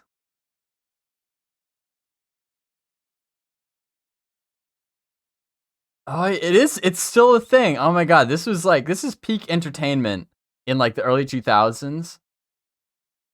You go to jowlers.com and there's like just pictures of people, like, take a photograph of themselves while they're like shaking their head back and forth like really, really fast. You really like loosen up your cheek muscles. Like that's what reminded me when I was doing this, trying to imitate the look of this guy. If you stretch your cheeks out really, really far and like to loosen up those muscles, and then you just like shake your head back and forth really fast, it might give you a headache. But you take a picture of that and you get some really hilarious results like this. I'm almost amazed that this website is still up. Like, this is literally just all it is. But this is like, telling you, when I was like, you know, early teens maybe, this was like the funniest thing I'd ever seen in my life. Anyway. Really good now. Yeah, I agree. Okay, so sitting in the meetings and sort of watching your work, and I honestly say this to both of you, has been incredible. But you're not just working on the models themselves. And Tara, you've kind of talked a little bit about the armor and the variations. So what kind of insight can you give us on where we are with armor creation and how that process is going to work? Yeah, so the main concern with armor in a game like Pantheon is making all of the pieces fit all of the characters with all of their different body types. So it's been a lot of trial and error and experimenting and crossing our fingers and hoping things would work. Modularity is so incredibly important in games of this size. So one key thing that we wanted to incorporate is meshes that could be reskinned and reused in a wide variety of sets. So we'll be making use of things like alpha maps to change the overall shapes without the requirement of a whole new model, but you might not even be able to recognize that it's the same mesh. The more gear that we can make by reskinning existing meshes, the less time we have to spend making sure the pieces are all properly fitted to every body type. For any new pieces that we do make, because obviously we can't use the same pieces for every armor set, we've come up with a process that involves morphing the character mesh from one body type to another to use as a sort of mannequin. So then the armor pieces will be wrapped around that and morph with them. It's not perfect. There will still be some manual adjustment needed, especially on anything that goes on the torso, but it cuts down a significant amount of time compared to fitting every single mesh manually. That's good. That's awesome. Dwight? Yeah, the armor pieces were tricky to do. As Sarah said, we tried multiple methods to get them right for the amount of customization that we want to be able to have in game. And after a lot of tries, I think we got to a place where I feel happy and confident of what we're delivering. On my end, I have to import both the meshes and the corresponding skeleton and skin it based on the human male. After that, I export the skin weights from the armor and reuse them for the rest of the races. So it's a simple and quick process, but with the changes we've made to this process, just makes it so much better. Well, thank you both for taking time to sit and talk with everybody and show off your amazing work to the community that everyone's looking at as we speak. Probably not hearing any of the words we're saying because of how awesome the visuals are right now. So my last question is a very simple one. Just giving you both a moment, what would you like to say to the community? I'd like to say thank you to everybody who's welcomed me into the community so far, and that your excitement is so infectious. I was already really excited for the opportunity to work on such interesting characters and creatures, especially in a game like Pantheon. Seeing all the positivity and passion from everybody, especially in these streams every month, has been a nice monthly dose of motivation. Yeah, I want to thank each and every one of you that makes this project possible. The love and care you have for Pantheon really resonates with us, and having the ability to share with you what we're working on and seeing your reactions just makes my day, and it gives me a lot of motivation, so it's great. Awesome. Thank you both, and I'm sure we'll be showing off a lot of really cool stuff coming in the future. I know everyone cannot wait to see our races they've never seen in game. So at least the new versions of them. So thank you both again. And I can't wait to talk to you next time. Thank you. Thank you. All right. So first of all, wow. I mean, that's really all I can say. I mean, seeing all these new armor and at the end, you go through the process and then you get to those last few shots and you see kind of what all that work is about. I'm an art guy. I'm a huge fan of these process videos, and I feel like, especially with Tara and Dwart, you really are living vicariously through them. You're taking their journey with them as they get to that sort of final, few shots. I love the changes to the models, and the basic armor sets, especially like the padded armor. That was really cool. Like you don't really see padded armor that much in games, not like that. So I don't know. I can't wait to see what they do with the more detailed sets and hair. I know that's a topic that you're really. They're beautiful. They're beautiful. Yeah, it was an absolute pleasure to work with both Tara and Dwart. They're really passionate. I hope that came through. That was pretty raw. We just kind of sat there and we had some talking points, but they nailed it. It was one of the easiest interviews and easiest discussions I've ever had the privilege of being a part of. And it just shows you their professionalism and their passion for what they do and just how great they're fitting on the team. So it's always a really good thing for me to be able to, for you or I to be able to sort of highlight these hard workers on our team. So just really great stuff. I want to give a real big shout out to Dwart as well. The first time we saw that emote where he takes the axe and puts it up over his shoulder and then looks, we were sitting in a development meeting and I just literally was like, And I think, what a lot of people don't know about David and I is that when we see stuff like that, we're like immediately messaging, Chris Perkins and Brendyn. Can we show that? Can we show that? Is there enough? Can we do that?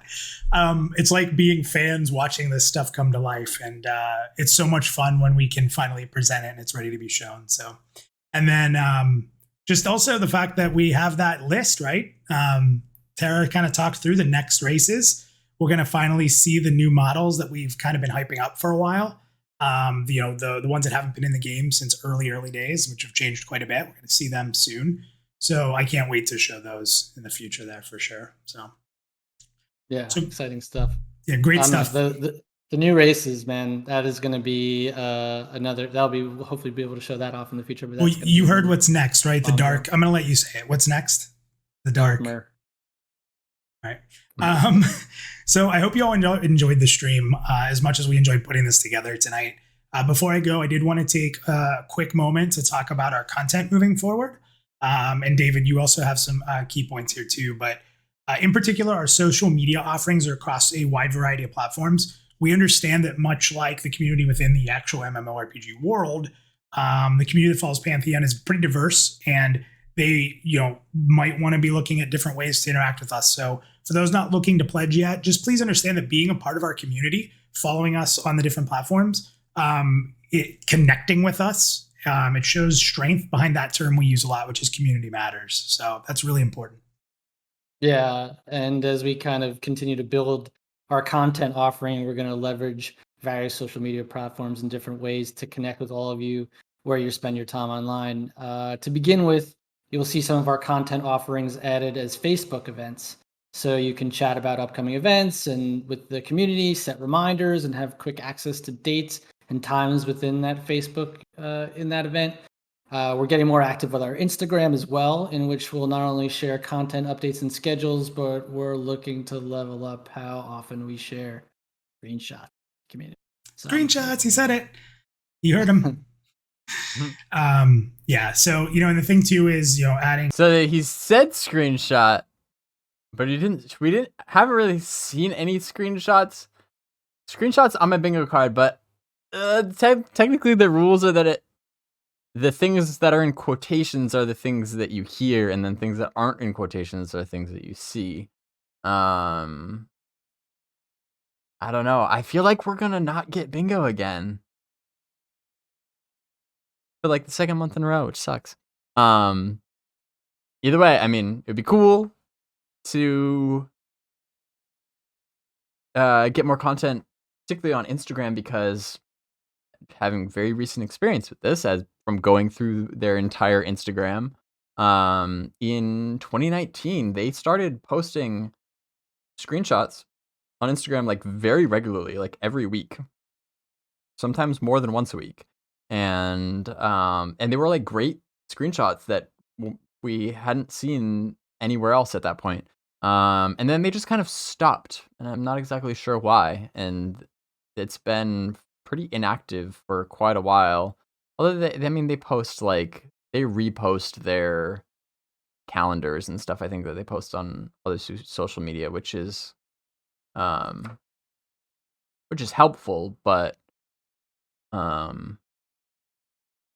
it doesn't people, they want to see in-game stuff. They want to see some new stuff that they've never seen before. So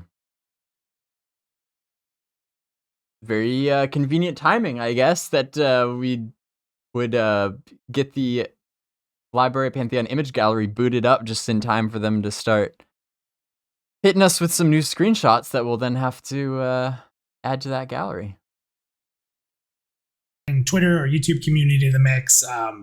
There's just various benefits to each platform. We want to be able to try to connect them together. But the big thing that I want to throw out there before we close is next week, we have our new monthly offering. This is not just 1 month, which I think might have been a little bit of confusion. Every month, you're going to get to sit down with myself and Chris Perkins, our creative director. A lot of you know him by Joppa.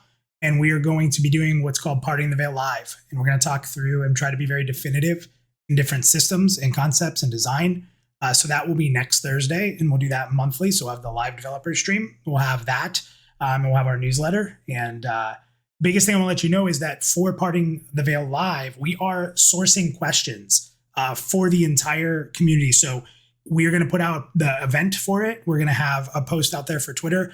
If you have a question in that category you want answered, throw it in there because we're going to pick the best ones. We're going to highlight you on the stream, say thank you, and kind of get into some of your questions. We're trying to source from the entire community. So we want that more of that community building and being able to get your questions answered, and a thank you for supporting us right there. So David, anything else before we close out the show? Well, if you want to follow our path to alpha, be sure you subscribe to our monthly newsletter. And if you're interested in getting all the information available about Pantheon, be sure to check out our pledge page, like we mentioned earlier, and our next tier option, which our VIPs are given exclusive access to our developers. This past one, we had Steve on, who told some amazing stories about the sort of genesis of MMOs in general, and it was pretty riveting if you were a fan of EverQuest and the genre in general. So that's fun stuff. I think that's it. So yeah, until next month, so long, everybody. Onwards and upwards. Take care, everybody. All right. So that's interesting what they said at the end there, because that answers a question that I had. Because I'm starting to think that perhaps these bingo cards, are a little bit. They're going to need to be updated, I think. So, because I did not get bingo. Did anybody get bingo? Anybody? I didn't see any bingos in chat. I don't know if anybody got them yesterday during the stream. But so there's going to be a change in content, which the library will have to adjust to as well. So if you see on, let's go over here, the calendar. Let's look at the calendar for this month. So yesterday was the developer live stream. Next week, the 22nd, Parting the Veil Live. So that is Thursday. I am going to be gone that day. I will not be here, which is unfortunate because I'm going to be on vacation, that is fortunate. But so it's just for this month, I will be away for this. But any other month, I'm glad that they clarified that this is going to be a monthly thing. Because when I first saw that, I was like, is that just this month? But this is going to be a recurring monthly thing. So after this month, I will be doing a watch party for the Parting the Veil episode every month. So we're going to be able to get together for watch parties twice a month now. Double the content. So that's good stuff.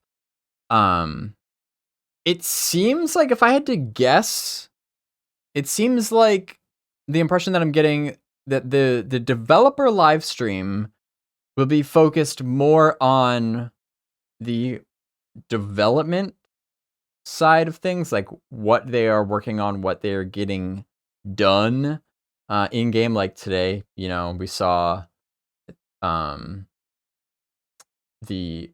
think the main showcase was the animations and character models, which looked very good, by the way.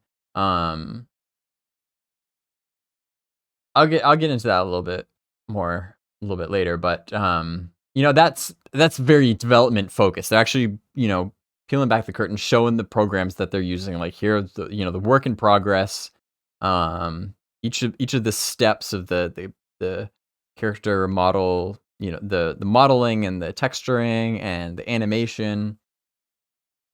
I personally find that very interesting. Some people might not, which is fine. But so it seems like the developer live stream is more of that kind of like nuts and bolts stuff, what they're working on. Where Parting the Veil, they've done that in the past. It was more of like a podcast type audio thing that was pre-recorded, but it was Minus and Joppa, and they were always talking about these like hot topics related specifically to design. and how Pantheon's designed. Joppa, being the creative director, obviously has a lot to say about that. And so it's not so much like, development, like timelines and like, what are they working on right now. Parting the Veil it's a little bit more philosophical, and discussing things like design. So we can go back, since we're on the library here. I think they're currently under miscellaneous. Yeah, so we've got it looks like there's been like 3 videos so far. The 2 episodes. Episode 1 was broken down into 2 parts. I might have to come up with a different category for these if they're going to be a recurring thing, because the round tables, you may remember, the developer round tables have been retired. And these so Parting the Veil is in some ways kind of taking its place, where they're going to be talking about specifically about design. So like episode 1 was about whether or not Pantheon is should be considered a niche MMO, and that's it's a wildly hot topic. There's lots to say about that. And then second episode was talking about soloing and how Pantheon, how soloing fits into Pantheon's design. So this month, see, back on this, just the homepage, we've got the upcoming content calendar here. This month they're going to be talking about taming, mounting, and travel. Travel, obviously, again, a very, very broad topic related to design. That should be really interesting. I know some people are probably surprised. They might say, what the heck is mounting? Actually, that was something that I think came up in the first episode of Parting the Veil. They haven't talked about it a whole lot, but they have talked about it a little bit. But if you're not aware, go ahead and listen to this clip about this free mounting system. It was teased in the very first episode of Parting the Veil, and Joppa said, looking forward to having an opportunity to talk more about it in more detail. And so that sounds like that's going to be what's going on this month. So that should be interesting. And it seems to me that that's kind of like the delineation between the 2 types of content, which I think is probably, it's probably pretty wise to kind of carve out their own identity and each have their own kind of like narrow focus. So, so if maybe you're not, super interested in the real like nuts and bolts of like how the game actually gets made, but you are interested in talking more about design theory and things like that, and Parting the Veil having that community Q&A, where they're really answering questions directly from the community, that will be its own thing now. So perhaps perhaps that means maybe they won't really do the like impromptu Q&As with chat on the dev stream. So their content is kind of evolving, and so we will have to evolve the dev stream bingo along with it, because we got to get some freaking bingos. What's the point of playing bingo if nobody's gonna get bingo? So yeah, so that all, it seems like there's some change afoot, which could turn out for the better. So it seems like with the live dev stream, it's going to be more of like Minus and Ronak kind of holding it down, kind of like the anchors of the show, and then they cut away to some other clips. I think it's great. They're bringing some new devs into the spotlight that we haven't heard from before, particularly these new developers that are new to the team or brought in that big wave of artist hires. So, we're still getting to hear from them, but it's in more of like a pre-recorded sense. just good because that allows them to, kind of prepare ahead of time what they want to say, make sure they communicate it clearly. So maybe, the days of just kind of like popping on the live stream and just answering some questions from chat, maybe that's a thing of the past. And that's kind of take the place of that would be more of like a parting the veil thing. So yeah, if you guys have any ideas of the things that you think should be on the Pantheon bingo card, let me know, because looks like we're gonna have to be changing it up a little bit.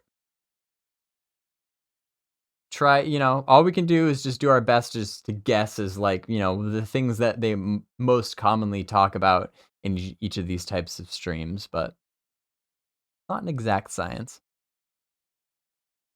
But as far as this stream goes, though, that was pretty enjoyable. Like I said, I am encouraged by what I saw with the character models and animations. I think it's somewhat unfortunate that they pretty much had to start from scratch, and that means the old character models were pretty much scrapped. And I know that the character models that they were using before were not the placeholder ones. They weren't just like generic Unity assets. So, it seems like for whatever reason, the old models that were made before were just not done quite up to snuff, which is something that we are not. It's not the first time hearing that. Like that was a big part of the whole refactor that happened in 2020. Again, if you're not familiar with that, there's lots of information on the library about that. But that's a fundamental.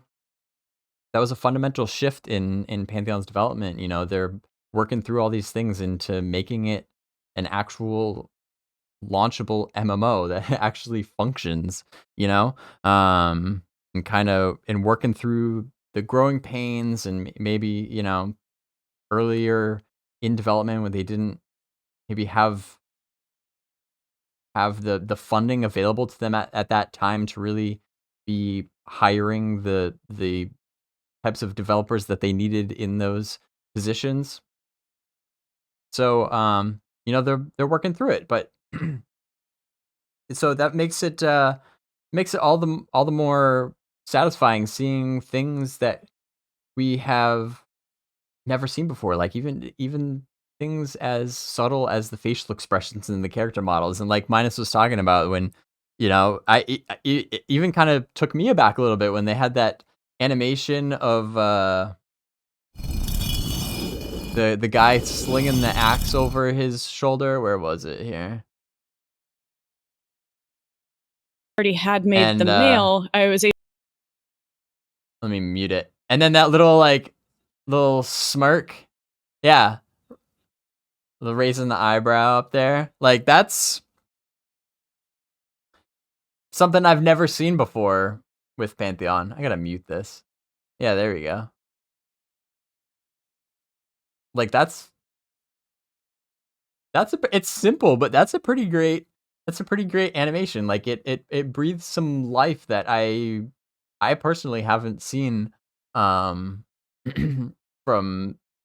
Pantheon character models before. So I think that's pretty sweet. Pretty sweet. So yeah, I think that's about it for me for now. For this month anyway. Again, I will not be around for Parting the Veil Live. I've planning on going on vacation that weekend. But of course, I will see you all when I get back. We've got the newsletter now at the end of the month, which I think just makes a lot more sense to have the newsletter at the end of the month recapping what happened earlier that month from start to finish. I know I release those of you who don't know, I have a BazgrimTV newsletter called The Lantern. There is a link to it below if you're watching on Twitch, and if you're watching on YouTube, there's a link in the description as well. You can sign up for the BazgrimTV newsletter. It usually goes out at the end of the month, and I don't have any plans of changing that. I don't care if it goes out around the same time as Pantheon newsletter, but it recaps specifically what I'm doing, in my neck of the woods, on a monthly basis.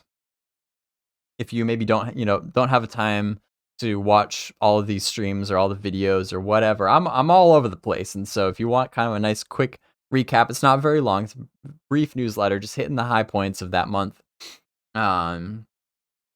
Subscribe to that. It's free. Just need your email and you'll get that in your inbox once a month. So again, so that'll get us through the end of this month. Next month, though, we can expect to do 2 watch parties in 1 month for maybe the first time ever. We got the live stream and the parting the veil live. At least we'll see. I have no idea what next month will bring, but again, by the end of this month, though, I hope to get the Library Pantheon image gallery done, so we got that coming up. And then also, lastly, got a behind the scenes video for my Patreon page. If you are a beacon or luminary on my Patreon page, just as of last month, started releasing some behind the scenes footage. The first video was for how I create an episode of the Baz Flash. Really lengthy, in-depth video talking about, again, if you're interested in that, if you support the channel on Patreon, because you want to support what we're doing here and want to see even more, if that sort of thing really interests you on kind of like the production process and the things that most people don't see. There's a lot more that goes on behind the scenes. So if you're interested in that, we've got videos for that coming out once a month now. This month's, which will be out fairly soon, is a tour of my studio, which I had a lot of fun recording. My editor came over to my house. He actually recently moved not that far from me, which is really convenient. And so he swung on over. We did a walkthrough of my studio and all the stuff behind the camera that you don't normally see, and talked about also the stuff that you do see on camera, like all my knickknacks back here, like my Pantheon artifacts, and told some stories about that, and told some stories if you're ever wondering, like, how did I get a Pantheon clock? Talked about that. What's up with this painting back here? If you've ever wondered that sort of thing, head on over to the Patreon page, patreon.com/BazgrimTV. That's enough plugging for one day, I think. I appreciate each and every one of you who shows up to these streams, tunes in, watches along with me. This has been a grand old time, and I cannot wait to do these more often. We're gonna take it as it comes. I don't know what does a parting the veil watch party look like. I don't know. I'm half tempted to do that live, like as it happens, because it's so new. Like, and I don't know what's gonna happen with that. But at the same time, there's just something undeniable about doing it the day after, so that you can pause and kind of talk about it as you go. So I'll keep you posted on how we handle that in October. Until then, though, again, everybody, thank you. I look forward to seeing you all around the community, whether it be a Discord, social media, wherever. See you there. Please be safe and stay curious and adventure on.